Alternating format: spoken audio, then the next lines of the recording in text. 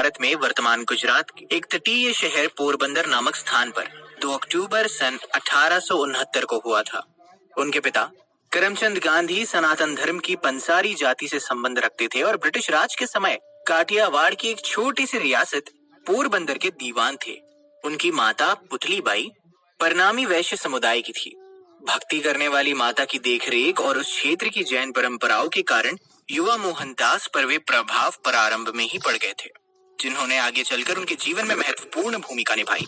इन प्रभावों में शामिल थे दुर्बलों में जोश की भावना, शाकाहारी जीवन, आत्मशुद्धि के लिए उपवास तथा विभिन्न जातियों के लोगों के बीच सहिष्णुता। मई 1883 में 13.5 साल की आयु पूर्ण करते ही उनका विवाह 14 साल की कस्तूरबा माखन जी से कर दिया गया। ये विवाह उनके माता पिता द्वारा तय किया गया व्यवस्थित बाल विवाह था, जो उस समय उस क्षेत्र में प्रचलित था। लेकिन उस क्षेत्र में यही रीति थी कि किशोर दुल्हन को अपने माता पिता के घर और अपने पति से अलग अधिक समय तक रहना पड़ता था। 1885 में जब गांधी जी 15 वर्ष के थे, तब उनकी पहली संतान ने जन्म लिया, लेकिन वो केवल कुछ दिन ही जीवित रही और इसी साल उनके पिता करमचंद गांधी भी चल बसे। बाद में मोहनदास और कस्तूरबा के 4 संतान हुई, जो सभी पुत्र थे। हरिलाल गांधी 1888 में, मणिलाल गांधी 1892 में, रामदास गांधी 1893 में और देवदास गांधी 1900 में जन्मे। पोरबंदर से उन्होंने मिडिल और राजकोट से हाई स्कूल किया।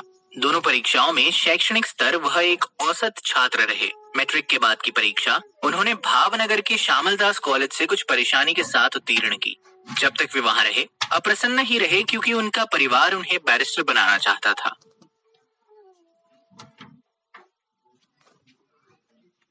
विदेश में शिक्षा और वकालत। अपने 19वें जन्मदिन से लगभग 1 महीने पहले ही 4 सितंबर 1888 को गांधी यूनिवर्सिटी कॉलेज लंदन में कानून की पढ़ाई करने और बैरिस्टर बनने के लिए इंग्लैंड चले गए। भारत छोड़ते समय जैन भिक्षु बेचार जी के समक्ष हिंदुओं को मांस, शराब तथा संकीर्ण विचारधारा को त्यागने के लिए अपनी अपनी माताजी को दिए गए एक वचन ने उनके शाही राजधानी लंदन में बिताए गए समय को काफी प्रभावित किया। भले ही वे अंग्रेजी रीति रिवाजों से प्रेरित थे, जैसे उन्होंने विदेशी नृत्य कला सीखने की कोशिश की, पर शाकाहारी रहने और विदेशी तौर तरीकों से हमेशा बचते रहे।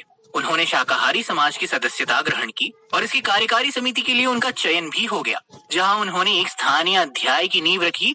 बाद में उन्होंने संस्थाएं गठित करने में महत्वपूर्ण अनुभव का परिचय देते हुए इसे श्रेय दिया। वे जिन शाकाहारी लोगों से मिले, उनमें से कुछ थियोसॉफिकल सोसाइटी के सदस्य भी थे। इस सोसाइटी की स्थापना 1835 में विश्व बंधुत्व को प्रबल करने के लिए की गई थी और इसे बौद्ध धर्म एवं सनातन धर्म के साहित्य के अध्ययन के लिए समर्पित किया गया था। उन लोगों ने खास तौर पर गांधी जी को श्रीमद् भगवत गीता पढ़ने के लिए प्रेरित किया।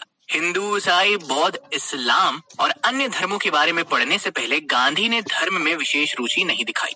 इंग्लैंड और वेल्स बार एसोसिएशन में वापस बुलावे पर वे भारत लौटे, किंतु बंबई में वकालत करने में उन्हें कोई खास सफलता नहीं मिली। बाद में एक हाई स्कूल शिक्षक के रूप में अंशकालिक नौकरी का प्रार्थना पत्र अस्वीकार कर दिए जाने पर उन्होंने जरूरतमंदों के लिए मुकदमे की अर्जियां लिखने के लिए राजकोट को ही अपना स्थायी मुकाम बना लिया, परंतु एक अंग्रेज अधिकारी की मूर्खता के कारण उन्हें ये कारोबार भी छोड़ना पड़ा। ये वही कारण था जिस वजह से उन्होंने सन 1893 में एक भारतीय फर्म से निटाल, दक्षिण अफ्रीका में, जो उन दिनों ब्रिटिश साम्राज्य का भाग होता था, 1 वर्ष के करार पर वकालत का कारोबार स्वीकार कर लिया।